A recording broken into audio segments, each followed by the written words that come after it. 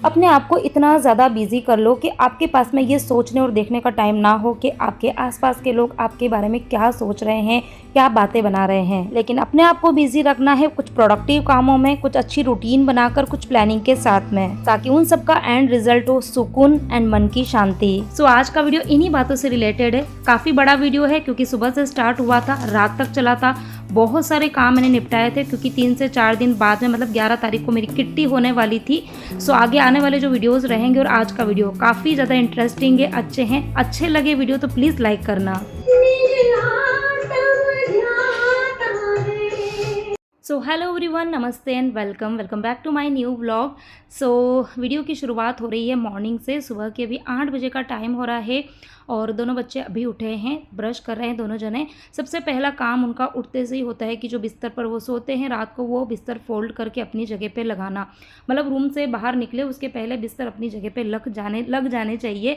ये नई रूटीन जो है वो मैंने स्टार्ट करी है क्योंकि आजकल बच्चे, गर्मी बहुत ज़्यादा है, हमारे ही रूम में सो रहे हैं क्योंकि एक ही रूम के अंदर AC लगा हुआ था। खैर अभी मैं जब वॉइस ओवर कर रही हूँ तब तक तो हॉल में भी AC लग चुका है, लेकिन जब ये वीडियो मैंने शूट किया था उस टाइम पर AC सिर्फ पीछे वाले रूम में ही था, तो हम सभी लोग वहीं सोते हैं। तो बिस्तर, क्योंकि बेड जो है उस पर चारों जने नहीं आ सकते, तो कोई नीचे सोता है कोई ऊपर सोता है, तो बिस्तर को उठते से ही फोल्ड कर देते हैं। तो उन दोनों को मैंने उठाया, दोनों जने ब्रश कर रहे हैं और अभी मैंने रखी है चाय दोनों बच्चों के लिए और मेरे लिए। जेंट्स साहब अभी सो रहे हैं, वो उठेंगे थोड़ा सा लेट, तो जब वो उठेंगे तब फिर से चाय बनेगी। और सुबह से मैं उठी थी 6:30 पर मैं उठ गई थी। उठने के बाद में आजकल जैसे ना धूल मिट्टी बहुत ज़्यादा आती है। खैर है ना, सब जगह बारिश हो रही है, जहाँ पर भी सुनो, चाहे न्यूज़ में देखो, फ़ोन पे बात करो, कुछ भी हो, कुछ भी वीडियोस भी देखते हैं ना, तो हर जगह बारिश हो रही है। बट सिर्फ हमारे यहाँ मुंबई में कहीं पर बारिश का नाम और निशान नहीं है। जून जो है वो आधा निकल चुका है लेकिन अभी तक बारिश नहीं हो रही है। तो गर्मी, इतनी अति वाली गर्मी हो रही है। तो उठते से ही ना, सही कहूँ तो ऐसे मतलब है ना कुछ चाय वगैरह पीने का मन होता है। तो उठते से ही मैंने कल, ये बहुत टाइम बाद में एक्चुअली, मैंने मेथी दाने भिगोए थे, तो मेथी दाना और जीरा का पानी पिया था। मतलब 2 बार का मैंने पानी बना के पी लिया था। और उसके बाद में बस मैंने अभी चाय बनाई। हाँ, उसके बाद में मैंने छोटा मोटा डस्टिंग का काम किया था, बाहर का ज़्यादा नहीं, थोड़ा बहुत ही काम किया था। और धूल मिट्टी पूरे घर में मतलब बहुत ज़्यादा हो जाती है, तो पूरे घर में मैंने एक बार का झाड़ू निकाला था।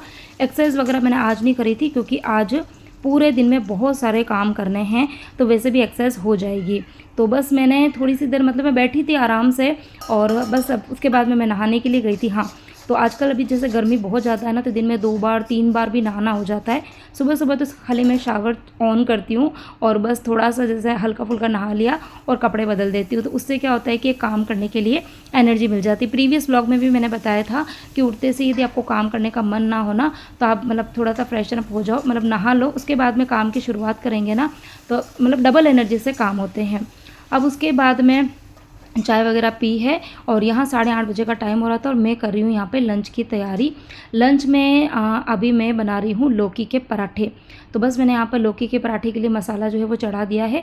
आज टमाटर की सब्ज़ी वगैरह कुछ नहीं बनाऊँगी क्योंकि अभी मैंने अचार जो है बिल्कुल फ्रेश अचार डाला है, ज़्यादा दिन नहीं हुए हैं, तो फ्रेश अचार खाने में अच्छा लगता है।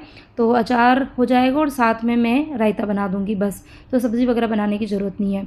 तो खैर मेरा तो नहाना हो गया था, बट आजकल नहाने के बाद में ही जैसे बालों में मेहंदी लगानी है तो वो भी नहाने के बाद में लग जाती है। तो ये है कि एक बार दिन को फिर नहाना हो जाता है। तो गर्मियों में ऐसा ही है, 2 बार 3 बार भी नहा लो तो अटपटा नहीं लगता है। तो यहाँ पर मैंने ये चंदन पाउडर मिला के, चंदन पाउडर, मुल्तानी मिट्टी और कच्चा दूध, वो तीनों मिला के मैंने यहाँ पर फेस पैक जो है वो रेडी कर दिया है क्योंकि दोनों बच्चों ने चाय पी ली है और दोनों जो बच्चे भी हाल फिलहाल में तो स्टडी करने के लिए बैठे हैं, लेकिन कुछ देर बाद में वो जाएंगे नहाने के लिए। तो मैंने यहाँ पर फेस पैक जो है ना वो बना के रख दिया है और चारों के लिए बनाया है, मेरे लिए भी बनाया है, दोनों बच्चों के लिए और जेंट्स साहब चारों के लिए मैंने ये फेस पैक बनाया है। और यहाँ पर ये लौकी का जो मसाला है वो बनकर रेडी हो चुका है, तो इसको मैंने निकाल दिया है प्लेट के अंदर और ये जाएगा डाइनिंग टेबल के वहाँ पर, ताकि वो अच्छे से ठंडा होगा तो पराठे अच्छे बनेंगे। तो यहाँ लौकी के पराठे की डिटेल रेसिपी तो मैंने शेयर नहीं करी है क्योंकि इसकी रेसिपी मैं कई बार अपने व्लॉग्स पर शेयर कर चुकी हूँ और काफ़ी अच्छा मतलब लगते हैं ये पराठे। मुझे बीच में किसी ने कमेंट करा था कि लौकी के पराठे कौन खाता होगा, क्योंकि मैंने लौकी और कच्चे केले दोनों के ना मिक्स पराठे, मिक्स स्टफिंग बनाई थी, तो किसने बोला था कि लौकी के अंदर कच्चे केले कौन डालता है, किसी ने कमेंट करा था कि लौकी के पराठे कौन बनाता है। बड़े टेस्टी लगते हैं, आप लोग एक बार बना के देखना। लौकी हेल्दी होती है, आप सबको पता है, और मेरे घर के अंदर लौकी की सब्ज़ी खाना कोई पसंद नहीं करता है, तो मैं इस तरीके से पराठे बना देती हूँ। और ये पराठे हेल्दी इसलिए हैं क्योंकि एक तो मैं कम ऑयल में बनाती हूँ, और दूसरी चीज़ ये कि लौकी को ना बहुत कम पकाती हूँ, मतलब हार्डली 10 से 20% ही पकाती हूँ। मसाला वगैरह सब साथ में डाल देती हूँ और साथ में फिर थोड़ा सा बेसन डाल देती हूँ ऊपर, ताकि वो थोड़ा सा ड्राई हो जाए। और जब मैं पराठे भी बनाती हूँ ना, तो उसके ऊपर तेल बहुत कम मात्रा में लगाती हूँ। बच्चों के तो मैं लगा देती हूँ घी तेल जो भी हो, लेकिन स्पेशली मैं मेरे लिए तो बहुत ही कम तेल के साथ पराठे बनाती हूँ, तो इसीलिए हेल्दी भी होते हैं। तो पराठों की स्टफिंग रेडी हो गई थी, ठंडा करने के लिए रखा है मैंने। आटा भी गूँथ दिया था, रायता भी बना दिया था। और अभी जैन साहब उठे हैं, वो चाय वगैरह पी रहे हैं, उसके बाद में बस वो नहाने वगैरह जाएंगे तो टाइम लगेगा, क्योंकि वो कुछ देर बैठते भी है। तो तब तक मैंने ये सोचा कि मैं ये वाला काम निपटा देती हूँ। खैर सोचा क्या था, ये मेरी प्लानिंग में ऑलरेडी था, क्योंकि ये जो व्लॉग है ना, ये 11 तारीख से पहले का वीडियो है और 11 तारीख को मेरे घर पर होने वाली है किट्टी। तो वैसे तो ना पूरे घर में आपने देखा ही होगा कि मुझे ना थोड़ा सा साफ़ सफाई का कीड़ा है, और क्लीनिंग का काम जो है वो चलता भी रहता है, ऐसा नहीं है। लेकिन हाँ, जब घर पर गेस्ट आने वाले हैं या छोटी मोटी कोई पार्टी है ना, तो एक बहाना मिल जाता है कि हम थोड़ा सा घर को डीप क्लीन करें। ठीक है, तो ये वाला जो कैबिनेट है ना, ये बहुत ही ज़्यादा गंदा हो रहा था, क्योंकि ये कहने में तो शू रैक है, लेकिन ये शू रैक नहीं है। इसमें अटम सटम जितनी चीज़ें होती हैं ना, वो सब डाल के रखी है।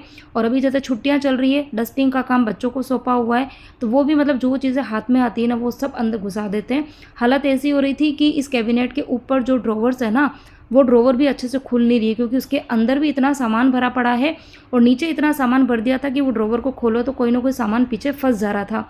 तो इसलिए मैंने सोचा कि इसको क्लीन कर देते हैं। अब क्लीनिंग का मतलब क्या होता है कि जब भी हम किसी भी पोर्शन की साफ़ सफाई करते हैं, तो सबसे पहला जो आप ये कह सकते हैं कि रूल ये होता है कि सबसे पहले जिस पार्ट को आप क्लीन करना चाहते हैं उसको पूरा का पूरा खाली कर दो।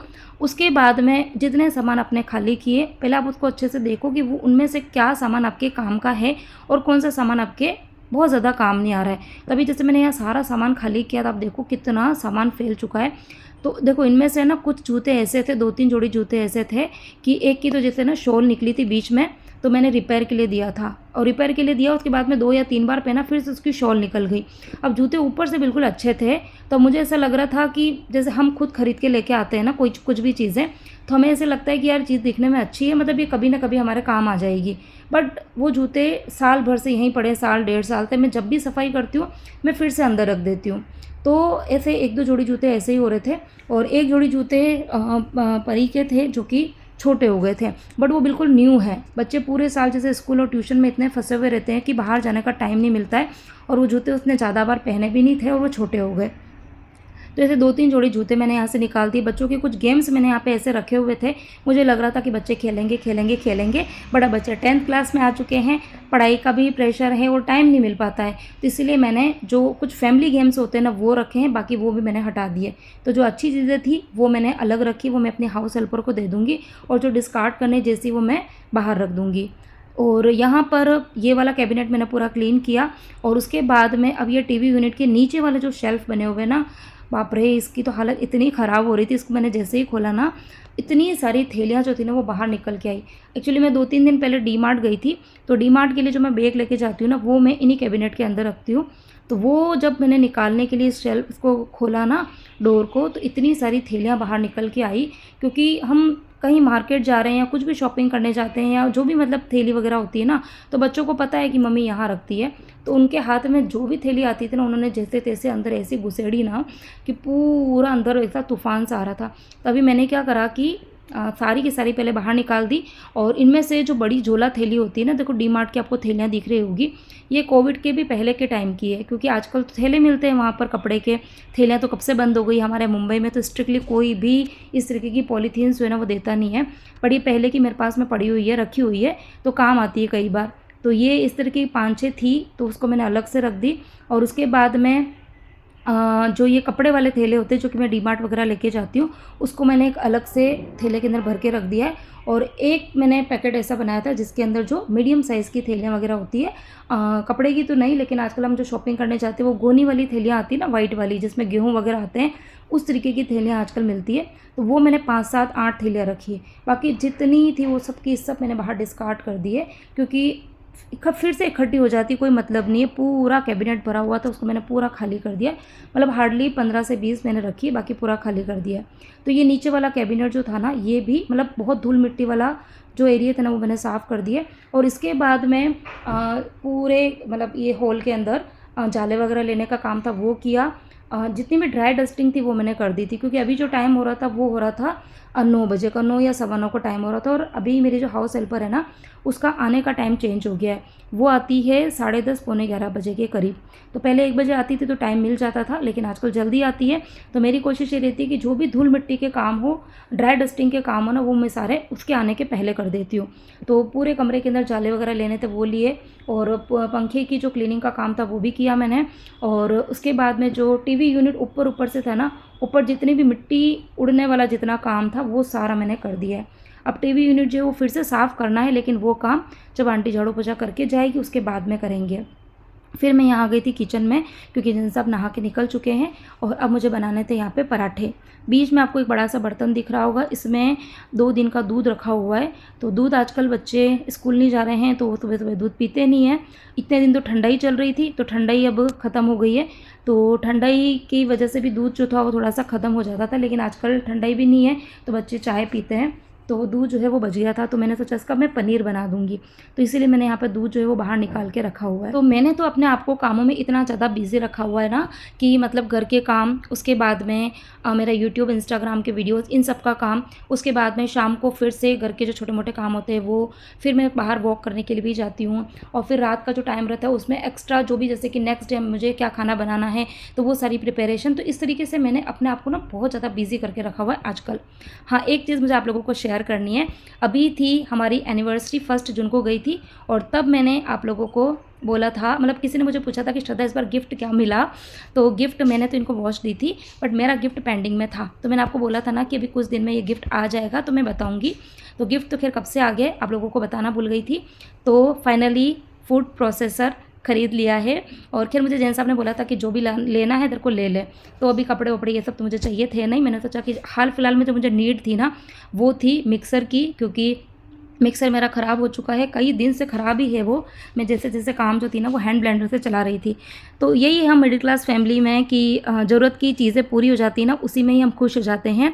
और चाहे बर्थडे हो या एनिवर्सरी हो, कपड़े और ये तो ऐसा है कि जब ज़रूरत होगी वैसे भी ले लेंगे। हाल फिलहाल में जो मुझे सबसे ज़्यादा नीड थी वो थी इस मिक्सर ग्राइंडर की। तो मिक्सर ग्राइंडर नहीं, मैंने पूरा ही फूड प्रोसेसर ही लिया है। प्रीति जोडाइक का मैंने ये लिया है। बहुत रिव्यूज़ मैंने देखे थे, काफ़ी कंपेरिजन किया, बहुत दिन से इसके ऊपर एक अच्छी रिसर्च चल रही थी। उसके बाद में मैंने प्रीति जोडाइक का ये फूड प्रोसेसर लिया है। अब इसका डिटेल जो वीडियो होगा वो मैं आप लोगों के साथ में फिर आने वाले दिनों में मतलब पूरा शेयर करूंगी, क्योंकि बहुत सारे अटैचमेंट्स आए हैं, बहुत सारे जार इसके साथ में आए हैं। अभी तक तो बहुत सारी चीज़ों का मैंने खुद ने यूज़ नहीं किया है, ठीक है। तो मैं पूरा डिटेल वीडियो आप लोगों के साथ में शेयर करूंगी विद प्राइस। चलिए अब आपके साथ में मैं एक बहुत ही बढ़िया सी रेसिपी, स्नैक्स रेसिपी आप लोगों के साथ में शेयर करूंगी, जो कि बच्चों को बहुत बहुत बहुत ही ज़्यादा पसंद आती है। तो यहाँ पर नाचोस बनाने के लिए यहाँ पर मैंने आटा जो है वो छान लिया है। तो देखो ये जो कटोरी है ना, कोई भी आप कटोरी, एक कटोरी आप ले सकते हैं आपके घर में जो भी हो। इस कटोरी के नाप से थोड़ा सा मैं जैसे ज़्यादा बना रही हूँ क्योंकि पार्टी है इसके लिए। तो यहाँ पर 2 कटोरी मैंने लिया है मैदा। अब मैदा कौन सा लिया है, मैंने घर वाला मैदा लिया है। तो अपने नॉर्मल जो घर का गेहूँ का आटा होता है ना, उस आटे को मैंने छान दिया था। ये देखो ये मैदे की छलनी है ना, इसमें बिल्कुल बारीक बारीक से होल होते हैं। तो इससे मैंने ना 2 बार गेहूं के आटे को छान लिया था, और फिर जो नीचे निकला था, मतलब उसको ही मैं मैदा बोल रही हूँ। बाकी आप चाहो तो मार्केट का जो मैदा होता है ना वो भी ले सकते हो। तो मुझे बिल्कुल घर की ही चीज़ें यूज़ में लेनी थी इसीलिए। और उसके बाद में मैंने लिया मकई का आटा। तो मकई के आटे को तो मैंने नॉर्मल छलनी से ही छान लिया था। तो 2 कटोरी मैंने मैदा लिया और 2 कटोरी यहाँ पर लिया है मैंने मकई का आटा। बस अभी हाल फिलहाल में मैंने 2 ही चीज़ें इस परात में डाल रखी है। अब आगे जो जो चीज़ें डालती हूँ चलिए शेयर करती हूँ। तो यहाँ पर आटे के अंदर अब मैं डालूंगी थोड़ा सा नमक। बहुत ज़्यादा चीज़ें इसके अंदर डलती नहीं है, बहुत ही आसान है ये बनाना, और बच्चों को कितनी ज़्यादा पसंद आती है। अब पता है ये मतलब बनाने में ना ज़्यादा टाइम लगता है, ना कोई बहुत ज़्यादा चीज़ें पड़ती है, फिर भी ये चीज़ें मार्केट में कितनी ज़्यादा महंगी मिलती है।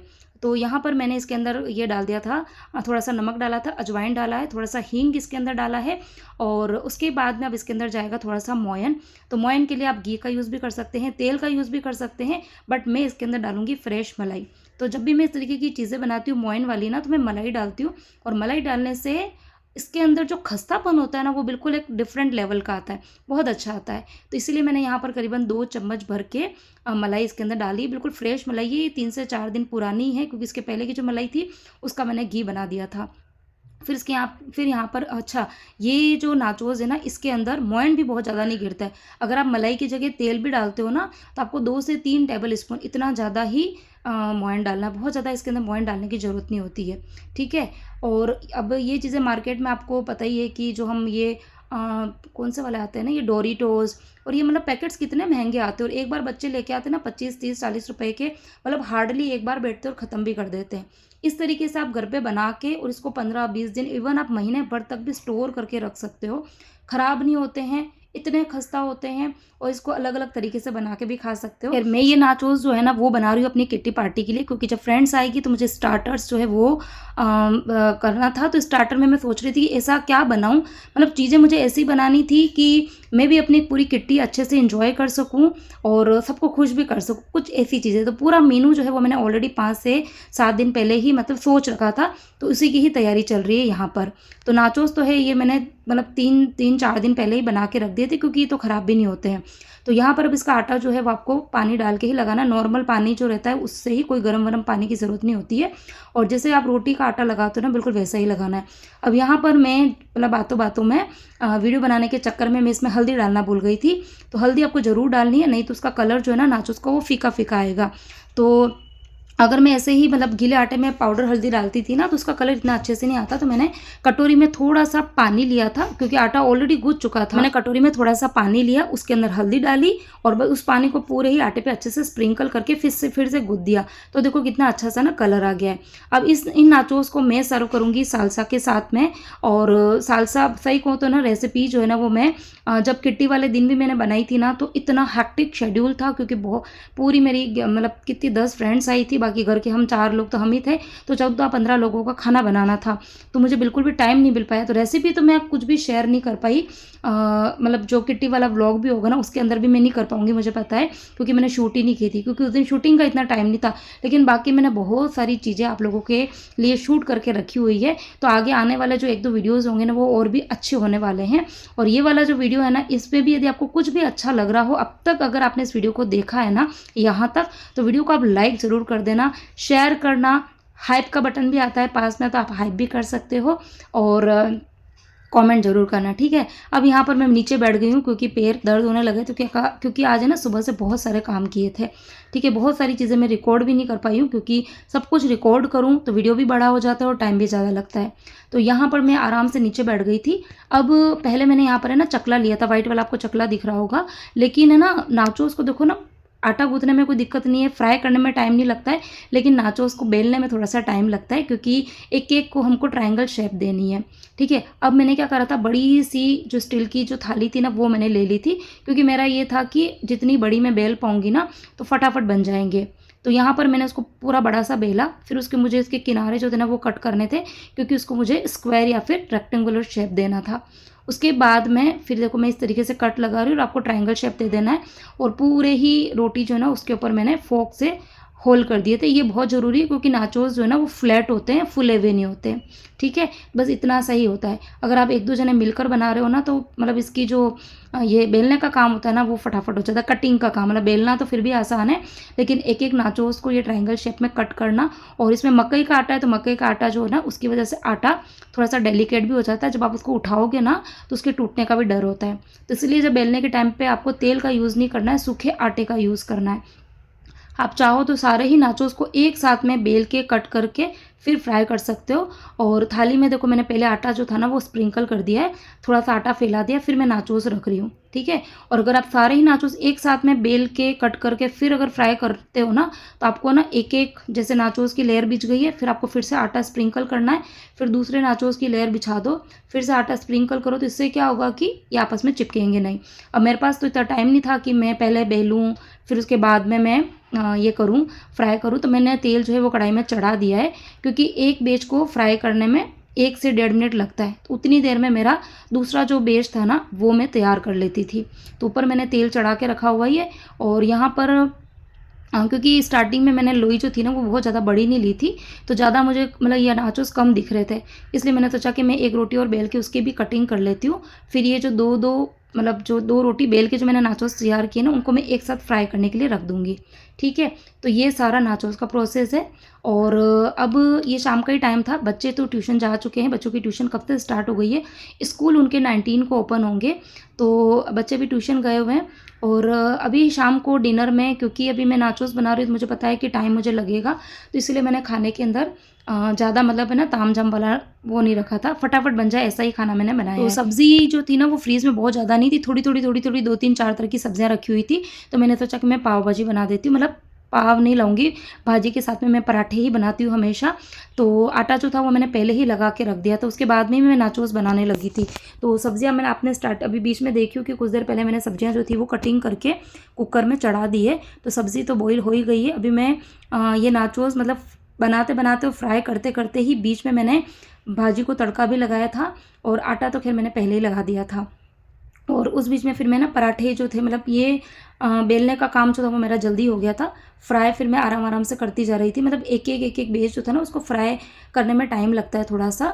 बहुत ज़्यादा टाइम भी नहीं लगता है जैसे कचौरी और समोसों को लगता है ना, या मठरी को लगता है, उतना टाइम इसमें नहीं लगता है, क्योंकि ये बिल्कुल पतले होते हैं, जल्दी हो जाते हैं। लेकिन हाँ, इनको ठंडे तेल में फ्राई करना होता है, गरम तेल नहीं होना चाहिए, बहुत ज़्यादा गरम नहीं होना चाहिए, नहीं तो वो ऊपर से तो आपको ब्राउन और एकदम कड़क दिखेंगे, लेकिन वो अंदर से एकदम नरम-नरम रहेंगे। तो यहाँ पर मुझे मतलब तेल ऐसा लग रहा था कि वो थोड़ा-सा तेज़ हो गया, तो मैंने गैस यहाँ पर बंद कर दिया था। फिर सारे नाचोस जैसे ही डाले, तो फिर से मैंने गैस ऑन किया, और गैस की आँच जो है वो बिल्कुल कम रखनी है। तो बस इस तरीके से आप बनाओगे, बन भी जाएँगे, और इसको आप आराम से महीने, 1.5 महीने, 2 महीने कितने भी दिन तक स्टोर करके रख सकते हो। तो आज के दिन का मेरा जितना भी काम का जो टारगेट था ना, वो मैंने ऑलमोस्ट पूरा कर दिया था। सुबह मतलब घर के बेसिक काम थे ही, साथ में मुझे हॉल की डस्टिंग, क्लीनिंग का काम करना था। वो काम जो था मतलब टीवी यूनिट की डीप क्लीनिंग जो करनी थी ना, पूरे गीले कपड़े से पूरा पोंछना था, वो काम आज रह गया था, क्योंकि बच्चे अपनी एक्टिविटी और ये सब, क्योंकि अभी स्कूल खुलने वाले हैं, ज़्यादा टाइम बचा नहीं है, तो वो काम में बिज़ी हो गए थे। और इन कामों के लिए मुझे बच्चों की ज़रूरत थी, डस्टिंग क्लीनिंग का जो काम था ना वो। बाकी ड्राई डस्टिंग सारी हो चुकी थी, और 1-2 कैबिनेट भी मैंने सारे क्लीन किए थे, नाचोस भी मेरे आज बन गए थे। और बाकी आज शाम को मैं बाहर जाऊँगी, तो बाहर के जितने भी काम हैं, क्योंकि अभी किट्टी है तो मुझे कुछ डिस्पोजेबल भी लेके आने, जो भी चीज़ें लेके आनी है वो काम मैं आज ही निपटा दूँगी। और दिन को मतलब घंटे 1.5 घंटे का जो मुझे टाइम मिला था बीच में, उसके अंदर मैंने कुछ शॉर्ट वीडियो जो थे वो शूट किए थे, और उसके बाद में कुछ देर मैंने रेस्ट भी किया था। रेस्ट मतलब नींद नहीं लेती हूँ दिन को, क्योंकि दिन को मैं सो जाती हूँ ना, तो मुझे रात को नींद नहीं आती। ये मेरी नींद की बड़ी प्रॉब्लम है, नींद मुझे बहुत कम आती है, मेरी नींद बहुत ज़्यादा कम है। तो यहाँ पर ये देखो नाचो सारे बन चुके हैं, इतने क्रिस्पी, इतने क्रंची बने थे ना, ऐसा लग ही नहीं रहा था कि ये घर पर बनाए, बिल्कुल मार्केट जैसे।